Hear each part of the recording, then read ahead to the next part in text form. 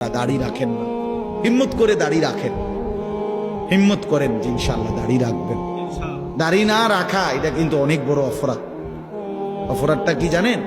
অপরাধটা হলো যে ব্যক্তি দাড়ি কাটে নিয়মিত, আমার কাছে মনে হয় সে আল্লাহর সাথে বিদ্রোহ করে এবং আল্লাহকে বলে ডাইরেক্ট যে খোদা আপনি দিবেন আমি কাটব, আপনি দিবেন আমি কাটব, আপনি দিবেন আমি কাটব, আমি বেড়া হইলে আপনি খোদারে দেখায় দিব, আপনি দিতেন পারেন কতক্ষণ, আমি কাটতে পারি। তো আল্লাহও যেন বলে বান্দা কাটতে থাকো, আসতে থাকো, কাটতে কাটতে একদিন তো আমার কবরে আইবা, তো তখন প্রথম রাতে প্রথম ঘন্টায় টাঙ্গাইয়া যখন ফিটমু তখন বুঝবা। মাতবুরি ছুটাই দেবো তোমার প্রথম ঘন্টাতে দেব, কবরের প্রথম ঘন্টা।